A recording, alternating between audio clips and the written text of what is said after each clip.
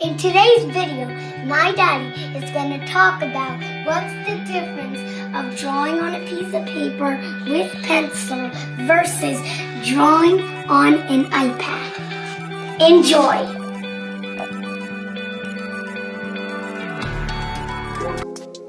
Paper and pencil, the most basic and well-known medium for sketching and drawing. Since the very early years of grade school, we are introduced to the magic of creating letters, shapes, and lines with a pencil. Since there were no digital drawing alternatives when I was growing up, I got accustomed to working with pencils, both graphite and coloring. I always loved the feeling of the pencil as it moves through the paper. Depending on its level of coarseness, the paper will offer some sense of resistance or drag that curiously provides a balance to the strokes you make with your hand and wrist. I personally like to sketch either on a very smooth paper when I doodle, or on a very textured paper like the one you use for watercolor. The smooth paper is easier to erase when I proceed to apply the black line markers, and the markers run way smoother. But as time has passed, I rarely find myself drawing like this.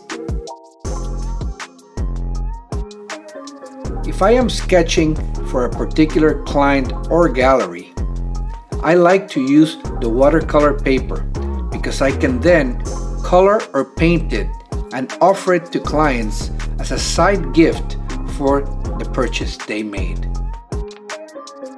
For every romantic aspect of pencil drawing, there is a drawback. Sharpening the pencil, the constant erasing, wrinkled papers, hand stains, and that irreparable mistake when you were almost done. Drawing with pencil and paper certainly has a nostalgic aspect to it. It's like going back to a more simple time, a time with no internet, no social media, no deadlines, a time when speed painting meant that you were just painting fast. So every now and then, I grab that thin graphite tool, slap a piece of paper on my table, and go back to that time. When I got my first iPad back in 2011, drawing on it was very different. We had to use that type of stylus with that mushy round head, remember?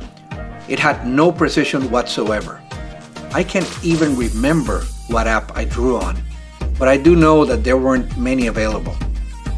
I was never a Wacom tablet lover, so I mostly drew my illustrations on Illustrator, which was not ideal. The rest I did with pencil and paper, then scanned them into the computer.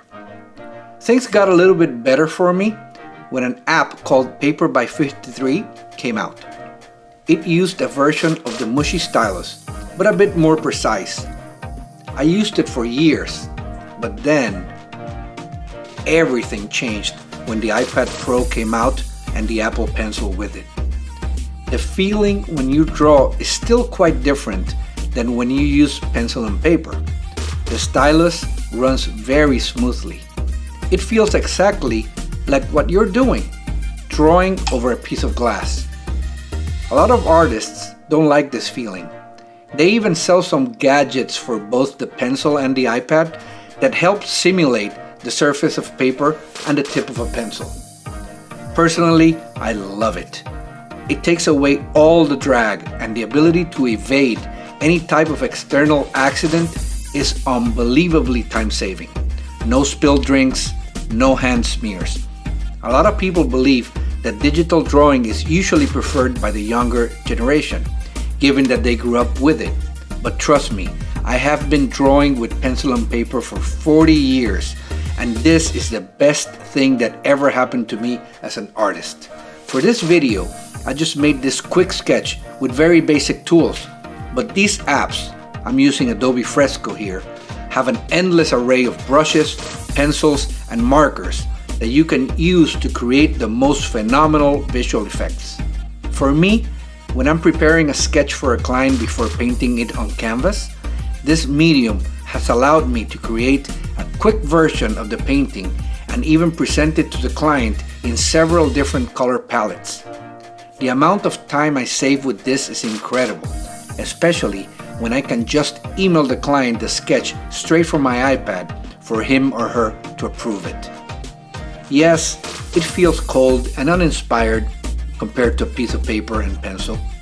No, it's not as romantic as a sketchbook, but man, is it fun. And if you like our video, please press like.